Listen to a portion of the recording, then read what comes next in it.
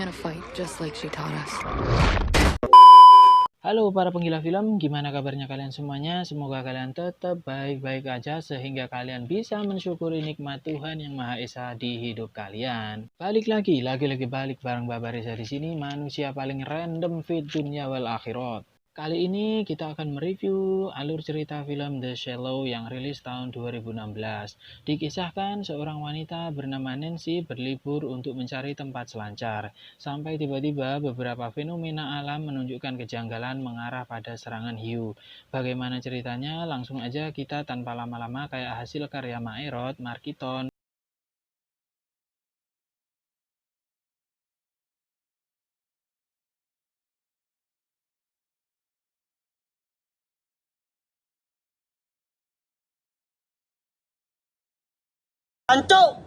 Film dibuka dengan adegan seekor bocil yang grogi karena mau ikut sunatan massal sedang bermain bola di tepian pantai saat maghrib.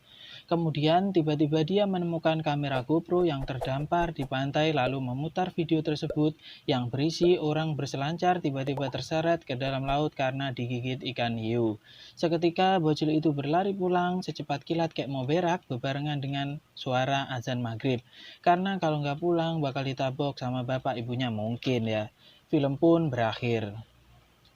Tapi bohong. Adegan dimulai pada mobil yang berisi wanita cantik bernama Nancy sedang melihat foto-foto ibunya dalam handphone jadul miliknya. Dan saat ditanya sopir pick up yang bernama Carlos, apakah itu fotomu? Dia mengatakan bahwa itu adalah foto ibunya dulu saat mengandung dirinya yang sedang berpose di pantai yang akan mereka tuju saat ini. Nancy juga menunjukkan foto adik perempuannya yang bernama Chloe. Kemudian Carlos bacot, kalau simpan aja itu fotomu dulu. Saat ini lihatlah pemandangan sekitarmu. Karena ini pemandangan asli yang gak sama dengan foto dan jarang ada orang yang menjamah tempat ini. Tiba-tiba datanglah notif inbox yang mengatakan bahwa teman Nancy yang ada di hotel akhirnya tidak mengikuti Nancy ke pantai karena efek mabuk semalaman. Kemudian Nancy menanyakan apa nama pantai ini pada Carlos, tetapi Carlos hanya cengar-cengir seperti kuda dan gak menjawab pertanyaan Nancy. Mereka seterusnya hanya ketawa-ketiwi di jalan hingga akhirnya sampailah mereka berdua di pantai tersebut. Sesampainya di sana, Nancy terperangah melihat keindahan pantai itu dan mengatakan gunung di depannya seperti ibu hamil. Sementara Carlos mengatakan ini adalah surga. Carlos kemudian membantu menurunkan papan selancar Nancy dan saat dia dibayar, dia tidak mau karena dia searah dan rumahnya dekat sini. Saat Carlos pamit, Nancy mengucapkan salam perpisahan dan mengatakan maaf karena tidak terlalu bisa berbahasa Latin. Dia cuma belajar sedikit bahasa Latin waktu di sekolah SMA dulu. Berlanjut lagi, Nancy mempersiapkan peralatan, mengusapkan sunblock. Di sana dia juga melihat ada dua orang lain yang sedang berselancar di situ. Sementara dia mempersiapkan papan selancar, kemudian saya kok juga tiba-tiba pengen naik Nancy ya. Maksudnya naik papan selancar, anjing. Gak lama dia langsung nyebur ke laut buat pemanasan dan mencari titik ombak yang pas sambil mendekat pada peselancar lokal tadi. Saat sudah berada di tengah, kemudian mereka saling menyapa. Nancy menanyakan lagi apa nama tempat ini, tetapi tidak dijawab oleh mereka dan mereka hanya tertawa. Nancy bertanya tentang apa saja yang harus diwaspadai di tempat ini, dan mereka bilang kalau di sini ada batuan karang saat terjadi surut dan menjadi pulau baru. Kemudian dikelilingi dengan koral api yang bisa menyengat seperti ubur-ubur. Kemudian mereka melanjutkan main-main selancar lagi. Saat ombak datang, Nancy menunjukkan kemampuannya anjing pada mereka berdua. Mereka berdua juga unjuk gigi dan semakin akrab nih di sana. Nancy menepi ke pantai dulu untuk minum dan melihat lagi foto-foto ibunya sembari melihat gunung yang tadi loh ya, bukan gunungnya Nancy. Terus Doi menelpon adiknya Chloe memberitahu bahwa dia berada di pantai di mana ibunya mengandung dirinya dulu. Dan adiknya terkejut gitu loh. Terus diceritakan situasi di sana sampai-sampai bapaknya juga ikut nimbrung waktu di video call dan menanyakan lokasinya yang berada di Meksiko. Nancy di sini ternyata bolos kuliah kedokteran karena ibunya meninggal disebabkan kanker yang tidak bisa ditolong oleh dokter. Sementara dia sendiri kuliah kedokteran, jadi dia ingin menyendiri karena masalah ibunya tadi membuatnya tidak ingin jadi dokter lagi. Tetapi ayahnya menyemangati bahwa ibunya dulu sudah berjuang dan dia adalah seorang pejuang. Bapaknya juga meminta Nancy untuk kembali secepatnya kemudian menutup telepon anjing. Lanjut lagi, Nancy mulai berselancar saat hari sudah sore, sementara temannya tadi tuh pamit mau pulang karena mau jamaah maghrib. Ketika banyak burung camar di atasnya berterbangan, Nancy merasa aneh nih. Setelah itu ada segerombolan lumba-lumba yang mau lewat, bikin kaget aja, udah jump scare kayaknya.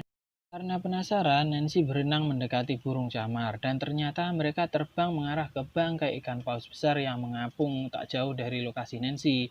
Ketika mengamati bangkai paus tersebut, Nancy sampai jatuh dari papan karena burungnya yang saling berseliweran, dan ternyata ada sosok yang lewat seperti ikan hiu di bawah Nancy.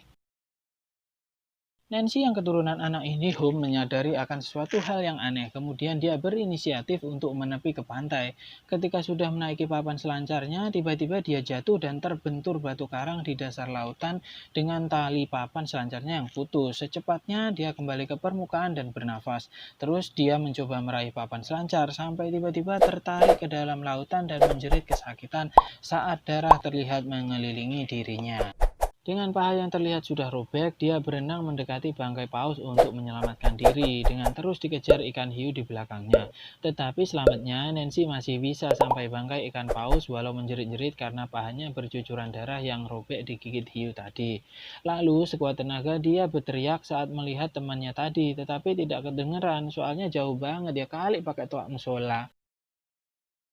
Balik lagi ke bangkai paus tadi yang didekati ikan hiu dan mulai dimakan-makan, Nancy melompat dan berenang secepatnya menuju batu karang yang sudah kelihatan menjadi pulau kecil karena air surut. Walau harus menginjak koral api, tapi masih bisa sampai di sana dengan seekor burung camar yang terluka sayapnya.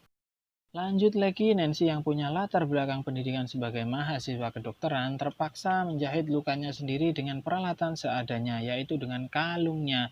Ngilunying, kemudian dibungkus jaket selancarnya juga.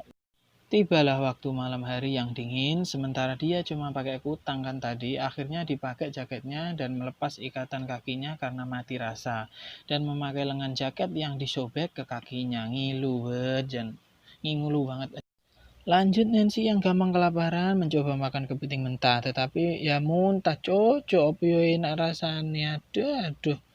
Tiba-tiba terlihat seonggok orang mabuk di pantai yang mendengar Nancy berteriak, tapi malah nilep HP sama duitnya Nancy. Kemudian waktu dia mau nilep papan selancarnya juga, akhirnya dia malah digigit hiu dan badannya putus jadi dua. Anjay, ngeri. Kalau gue sih ngeri anjing. Sampai keesokan harinya, teman-temannya tadi datang lagi yang orang lokal kemarin tuh. Kemudian nyebur ke laut. Nancy mencoba ngasih tahu buat berhenti, tapi mereka nggak dengar dan hasilnya yang satu meninggal digigit hiu, sementara yang satu lagi udah mau mendekat ke Nancy, tapi tiba-tiba keburu digigit hiu dan sama aja meninggal juga. Nancy yang udah keburu putus asa tiba-tiba nemu GoPro orang yang tadi, kemudian membuat video ya kata-kata terakhir buat keluarga sebelum meninggal gitulah kira-kira ya. Terus melempar kamera tersebut, kali aja suatu saat ada yang nemu dan memberikan itu ke keluarganya di Texas. Mungkin. Ya daripada nggak ngapa-ngapain, Nancy yang gabut akhirnya mencoba untuk menyembuhkan patah tulang sayap burung camar tadi dan melepaskannya sebelum air laut pasang. 2 hours later. Tibalah waktu yang menegangkan yang kita tunggu-tunggu, akhirnya air sudah mulai pasang dan pulau batu karang hampir tenggelam serta hiu yang tadi masih berseliweran.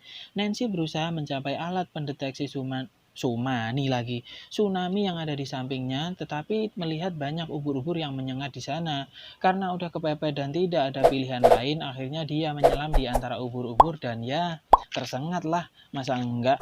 Sementara itu hiu juga tersengat ubur-ubur. Dasar hiu. Setelah berenang, akhirnya Nancy bisa meraih alat pendeteksi tsunami tersebut, tetapi terjatuh karena pegangan besinya korosi. Dan seketika dia menancapkan pegangan besi tersebut pada punggung hiu untuk kemudian menaiki alat tersebut lagi dan diserang lagi sama hiu, tapi nggak kena. Saat waktu hampir isya, Nancy melihat kapal feri yang lewat dan kemudian membuka kotak pistol untuk membuat tembakan SOS. Tapi bukan SOS yang buat lantai ya, walau gagal ya memang karena pelurunya melempem tercebur air laut tadi waktu membuka kotak. Lanjut lagi pada darah Nancy yang masih mengalir ke laut, ini masih menjadi pemicu hiu tadi datang menyerang lagi dan menabraki tempat Nancy berada sampai rantai jangkarnya putus. Kemudian dengan sisa peluru yang ada, dia menembaki hiu tersebut yang malah membuatnya semakin ganas, kemudian melompat dari air dan menggigit alat pendeteksi tsunami sampai roboh. Nancy yang dulu pernah ikut latihan pencaksilat walau tidak sampai tamat, dengan sigap lanjut melepas rantai jangkar yang tinggal satu. Kemudian Nancy tertarik oleh gravitasi rantai tersebut ke dasar laut yang dikejar hiu tersebut. Tepat sebelum sampai dasar laut, Nancy bermanuver dan bam, hiu tersebut kena prank. Moncongnya nancep di jor-joran besi dan metong seketika. Scene berpindah setelah jamaah maghrib, Carlos mendekat ke pantai bersama anaknya yang tadi nemu GoPro untuk menyelamatkan Nancy yang terdampar dan menyuruh anaknya mencari bantuan sementara, tetapi Nancy ternyata masih hidup. Setahun setelah kejadian tersebut, terlihat Nancy sedang liburan dengan berselancar di Texas bersama adiknya, dan terlihat bapaknya bangga kepada Nancy yang sekarang sudah menjadi dokter. Ending yang luar bioskop sekali. Kok kayak bencong malah anjay. Ya, itulah tadi para penggila film review alur cerita dari The Shallow. Semoga bisa menghibur dan kalian juga mendapat nilai moral positif dari film tadi. Jangan lupa dukung terus channel ini supaya makin berkembang dengan cara subscribe, like, share, dan komen. Iya juga, kalau pengen request film jangan malu-malu karena udah biasa malu-maluin, tulis aja di kolom komentar, oke? Yang terakhir, Babarisa pamit dulu, sampai jumpa di next video. Adios kontoru memeku, goodbye.